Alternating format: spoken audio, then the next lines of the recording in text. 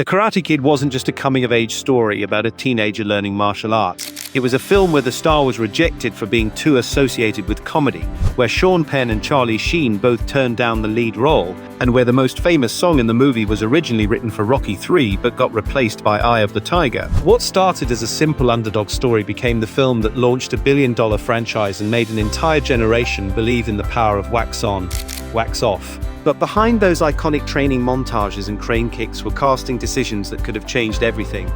A director who fought the studio to keep crucial scenes, and a soundtrack song that found its perfect home after being rejected by 2 other major films. These are 20 weird facts about the Karate Kid, and buried in the dojo is a story about how Hollywood's most inspiring underdog tale was built on rejection, determination, and one man's refusal to let his vision be compromised. Number 1. Long before Ralph Macchio became Daniel LaRusso, the role almost went to actors who would have completely changed the film's DNA. Producer Jerry Weintraub offered the part to both Sean Penn and Charlie Sheen, 2 rising stars with serious credibility. It's unclear exactly why they declined, but their rejection opened the door for something magical. Sometimes the most important casting decisions are the ones that don't happen, clearing the path for the perfect actor to find their destiny. Number 2, the film's most beloved mentor almost never got the chance to teach anyone karate. Pat Morita was initially rejected for Mr. Miyagi because studio executives couldn't see past his comedic background as Arnold on Happy Days. But Morita refused to give up. He grew a beard, developed a Japanese accent based on his uncle's speech patterns, and auditioned again with a completely transformed presence. That second audition was so powerful it changed everyone's mind instantly. The role that earned Morita an Academy Award nomination almost went to someone else, because Hollywood couldn't imagine a comedian becoming a wise mentor. Number 3. Some movie moments become legendary because they capture something completely authentic, and the breakfast scene reveals how product placement can accidentally create character depth. Coca-Cola mandated that several of their products appear on screen, including a moment where Ralph Macchio had to say Minute Maid while drinking orange juice. Macchio hated the forced advertising. In one scene, he deliberately covered a Sprite logo with his hand in protest. When told to reshoot and expose the logo, Macchio complied but made sure the brand was visible for the shortest possible time. Number 4. The film's most important casting decision came down to finding someone who could embody both strength and wisdom. Before Pat Morita transformed the role, 2 legendary Japanese actors were seriously considered. Toshiro Mifune, star of Akira Kurosawa classics like Seven Samurai, gave an incredible audition that showcased his dramatic power. But his performance was too intense for a film that needed to balance wisdom with warmth. Later, Mako Iwamatsu was considered, but he was already committed to Conan the Barbarian. While producers initially balked at casting a comedian, Morita's unique blend of humor and gravitas became the secret ingredient that made Mr. Miyagi unforgettable. Number 5. The tournament's referee wasn't just an actor playing a role. He was the real architect of the film's entire fighting philosophy. Pat Johnson served as both the tournament official on screen and the primary fight choreographer behind the scenes. A Tang Sudo black belt and former student of Chuck Norris, Johnson had previously worked with Bruce Lee on Enter the Dragon. When you watch the tournament, you're seeing fights choreographed by the same man who's officiating them, creating an authenticity that most martial arts films can't achieve. Number 6.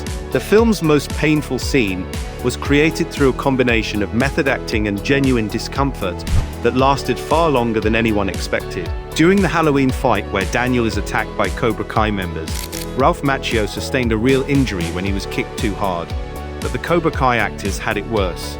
Pat Morita's stunt double kept hitting too hard during the rescue sequence, causing multiple ruined takes and genuine pain.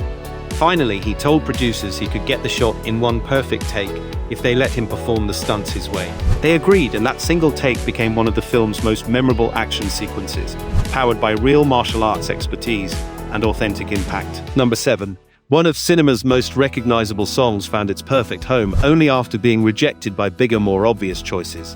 You're the Best by Joe Esposito was originally written for Rocky III, which explains why the lyrics mention history repeating itself, but Rocky III producers turned it down in favor of Survivor's Eye of the Tiger. The song was then offered to Flashdance, where it was rejected again in favor of Maniac. By the time it reached The Karate Kid, You're the Best had been passed over twice by major productions, but that rejection led to perfect placement. The song's energy and underdog lyrics matched the tournament montage so perfectly that it's impossible to imagine the scene with any other music. Number 8. The film's script originally contained 2 additional confrontations between Daniel and Johnny that would have changed the entire dynamic of their rivalry. The first deleted scene took place in the school cafeteria, where Johnny sneaks a piece of blueberry pie onto Daniel's chair.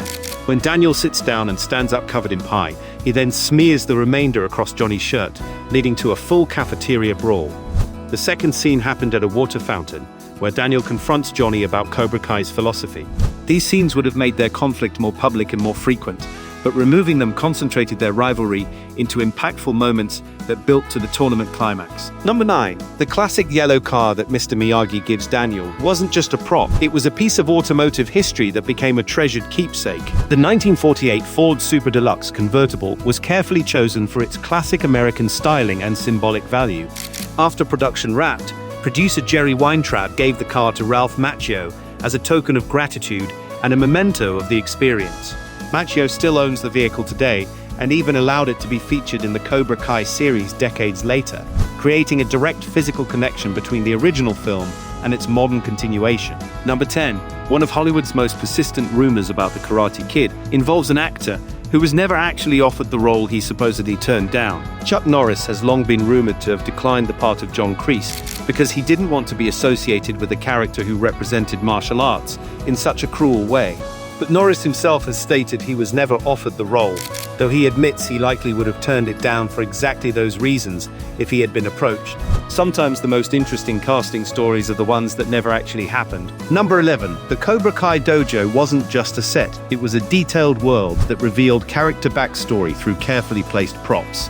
When Daniel first visits the dojo, viewers can spot a wall full of awards and photographs recognizing both students and their sensei. Among these decorations is a photograph showing John Kreese in full military fatigues, identifying him as the karate champion and U.S. Army captain from 1970 to 1972. This military background wasn't just decoration.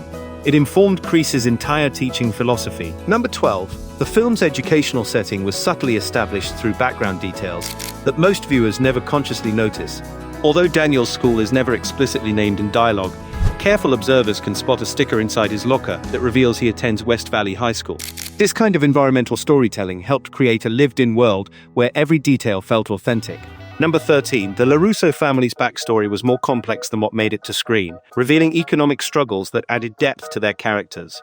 Daniel and his mother moved to California because she got a job with Rocket Computers. But according to the original script, Rocket went bankrupt shortly after their arrival, forcing Mrs. LaRusso to take a job as a hostess at the Orient Express restaurant. That issue explained why the family lived in a modest apartment, and why Daniel felt pressure to fit in with his wealthier classmates. Number 14. Some props become iconic through careful design, while others achieve legendary status through pure accident. Mrs. LaRusso's magazine collection included a 15-year-old issue of Family Circle from April 1969, which explains the Easter bunny cake recipe clipping visible on their refrigerator. This wasn't intentional period detail, it was simply what the prop department had available. But that vintage magazine accidentally reinforced the family's modest circumstances and suggested they held on to things longer than necessary. Number 15. The film's most mystical moment was achieved through practical effects that required precise timing and hidden engineering. When Mr. Miyagi performs the crane kick on the beach, it wasn't actually Pat Morita balanced on that wooden post. His stunt double, who also played the karate semi-finalist in the tournament, performed the dangerous balancing act while wearing a full-body suit. Number 16. The film's young cast brought authentic teenage energy to their roles, sometimes in ways that weren't entirely scripted. Daniel's friends wore t-shirts that reflected real 1980s youth culture.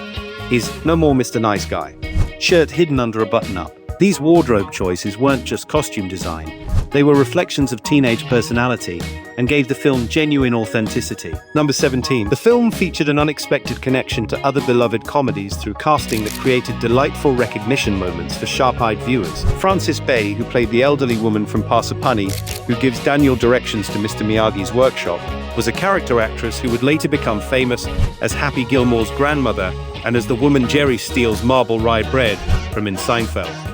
Her brief appearance in The Karate Kid was an early role in what became a career of memorable supporting performances in comedy classics. Number 18. The film's soundtrack featured a hidden connection between the score and the songs that revealed the collaborative nature of 1980s filmmaking. Broken Edge, which performed No Shelter on the soundtrack album, actually appears in the film playing at the Halloween dance. This kind of cross-promotion between soundtrack and screen appearances was becoming common in the 80s, but The Karate Kid executed it so seamlessly that most viewers didn't realize they were watching the actual recording artist perform their song. Number 19. The film's fight choreographer brought multiple talents to the production, creating an unusual situation where one person shaped the movie both in front of and behind the camera.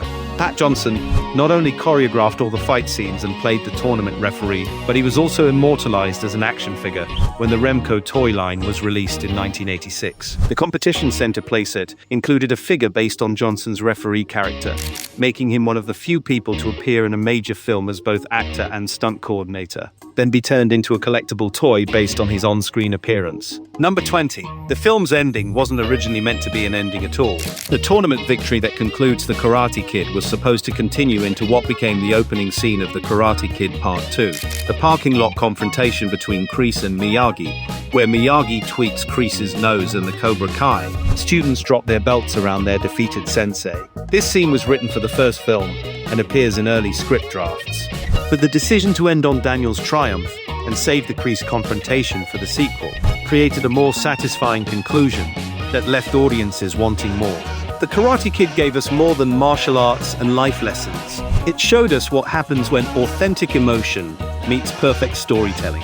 From Pat Morita's transformation, from comedian to wise mentor, to a soundtrack song that found its destiny after multiple rejections, to a cast that brought genuine teenage energy to roles that could have been stereotypes. Every weird fact reveals people who understood that the best underdog stories come from real underdogs who refuse to give up. The real karate wasn't in the kicks and punches, it was in the determination of filmmakers who believed that audiences would embrace a story about finding strength through discipline, wisdom through humility, and victory through never surrendering to those who try to keep you down.